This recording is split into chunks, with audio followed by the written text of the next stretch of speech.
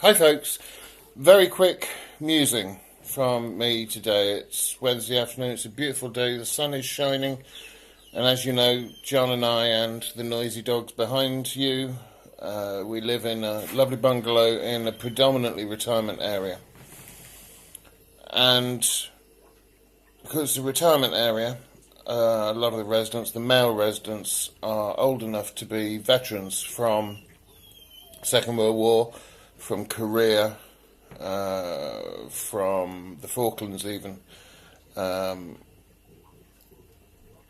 of course I had a little bit of military service, very, very short time in the RAF.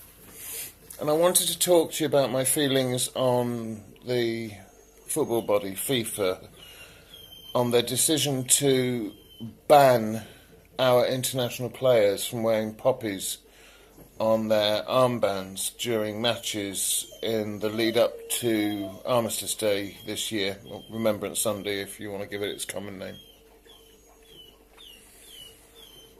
I never took a shot in anger.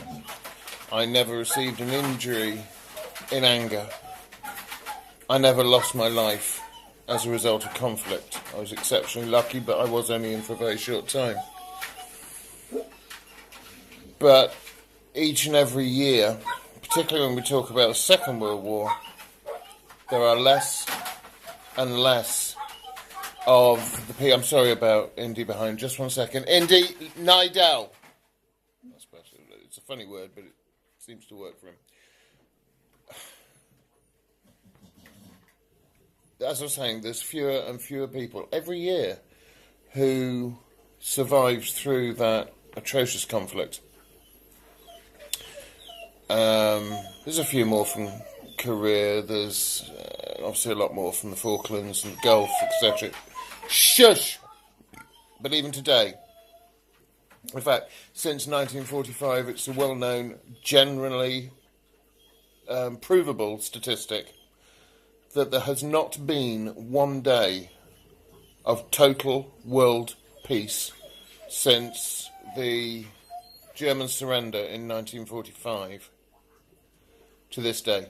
Somewhere on this planet, at some point in the intervening 70 or so years, there has been conflict, there has been war, there has been man's incredibly selfish inhumanity towards man, woman and child.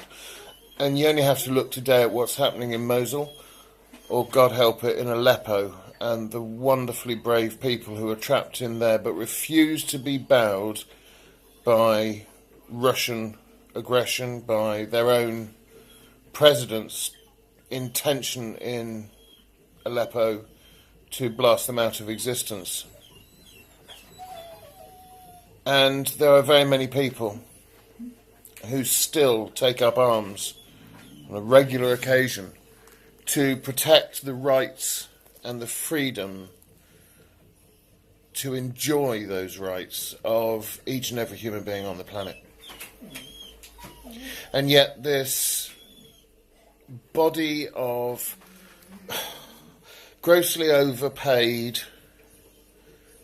and now seemingly grossly unintelligible people who run football's international governing body have decided on a whim that British footballers are to be banned from displaying that simple little design, that Flanders poppy, which has been sewn onto an armband that they wear on their international strips as a mark of respect for the people who've gone before them, who have, by and large, through their selfless sacrifice, enabled the footballers to be able to play football, to live free lives in a still largely free world.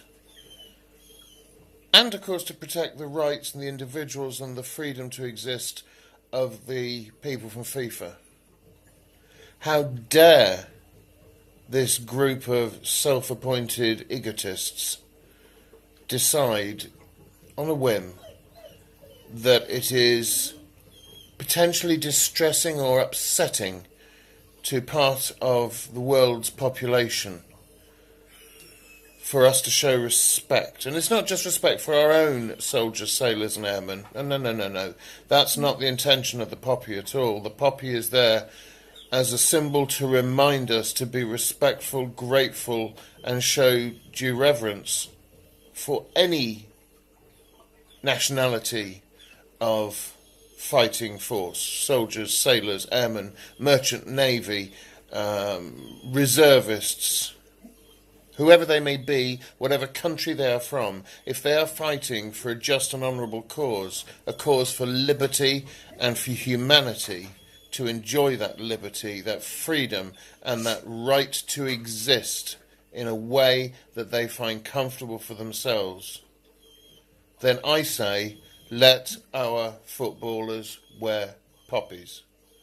I'd even go as far as to say I would publicly applaud any footballer who refuses to take it off and walks onto the pitch and takes part in a forthcoming match in between now and Remembrance Sunday and defies the ban.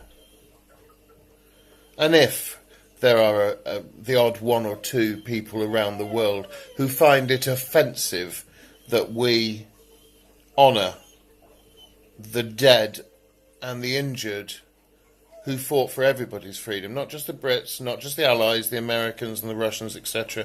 We're talking about the Germans, we're talking about the Italians, we're talking about the Axis powers as well. They were ordinary men and women. They were not the people at the top, the mindless morons who ran their country and dictated literally where they would go and die. They did it because of duty, they did it because of service, and they did it because they had a love for their fellow man and woman. No, violence is never, or should never be, the first answer. Preferably it shouldn't be the final answer too. If we can negotiate and use diplomacy, then surely that is more worthwhile than taking up arms to oppose struggle. But where they have to, we should honour them in our simple way. Long live the poppy, God save the British Legion and all those other worldwide based organisations who support our veterans, our injured, and ensure that we and our generations to come will never forget the sacrifice that they made. So it's a bit of a rant, but it's how I feel. Going back to that second principle, the brotherhood of man. And also to the fifth principle, which I haven't talked about yet, one of personal responsibility. We have a personal responsibility to show respect. We have a personal responsibility to support those who are left behind, especially those who are widowed or widowed, or become orphans as a loss of their parents in conflict. Who's going to stand up and fight for their rights if those soldiers, sailors and airmen don't, when it comes to struggle is the only way out? So shame on you, FIFA. And I hope that other people will stand behind me and will stand behind our footballers as they wear their poppies, as we all do, with pride. Namaste.